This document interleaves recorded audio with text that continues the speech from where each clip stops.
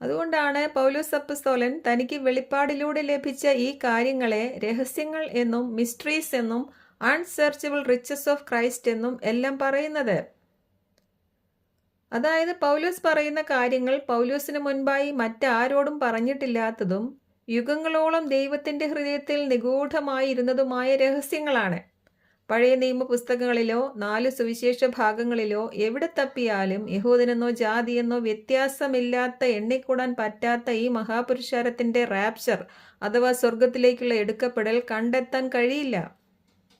ഇതെല്ലാം നമ്മുടെ മഹത്വത്തിനായാണ് ദൈവം അത്രയും നാൾ രഹസ്യമാക്കി വെച്ചിരുന്നത് എന്നുകൂടി നമ്മൾ ഗ്രഹിക്കണം.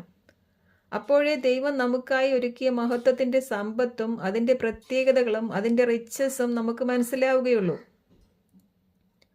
അപ്പോൾ പൗലോസിന് വെളിപ്പെട്ട അനേകം മർമ്മങ്ങളിൽ ഒന്നായ റാപ്ചറിനെ പറ്റിയാണ് ഇന്നത്തെ ക്ലാസ്സിൽ നമ്മൾ വീണ്ടും പറഞ്ഞത്. 2000 വർഷങ്ങളായി കൃപയുടെ മക്കൾ കാത്തിരിക്കുന്ന മഹത്വകരമായ റാപ്ചർ എന്ന ഈ പ്രത്യാശ നമ്മുടെ കാലത്താണ് നടക്കാൻ പോകുന്നത്.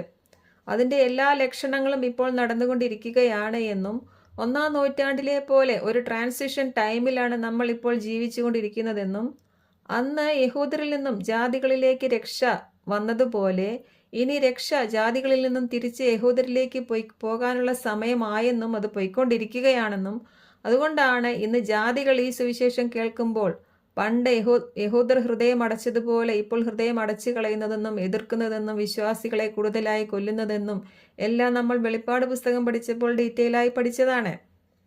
എന്നാൽ അതേ സമയം തന്നെ ഇസ്രയേലിൽ അനേകം ആളുകൾ യഹൂദർ മുമ്പില്ലാത്തതുപോലെ ഇന്ന് യേശുക്രിസ്തുവിനെ അവരുടെ വാഗ്ദത്ത മശിഹയായി തിരിച്ചറിഞ്ഞ് സ്വീകരിച്ചുകൊണ്ടിരിക്കുകയാണ്. അതായത് റാപ്ചർ നടക്കാനുള്ള സമയമായിരിക്കുകയാണ്. അതുകൊണ്ട് ഈ മെസ്സേജുകൾ സീരിയസ് ആയി എടുത്തുകൊള്ളുക. മുന്നറിയിപ്പുകൾക്കൊടുവിൽ പെട്ടെന്നൊരു ദിവസം വെള്ളപ്പൊക്കം വന്ന് അവരെ മൂടിയതുപോലെ പെട്ടെന്നൊരു ദിവസം ഇപ്പോൾ പ്രസംഗിച്ചുകൊണ്ടിരിക്കുന്ന ഈ റാപ്ചറും നടക്കും. പിന്നെ വിഷമിച്ചിട്ട് കാര്യമുണ്ടാവുകയില്ല. അതുകൊണ്ട് ഇക്കാര്യങ്ങളെല്ലാം ഗ്രഹിക്കുക, മറ്റുള്ളവർക്ക് ഇതെല്ലാം പറഞ്ഞു കൊടുക്കുക.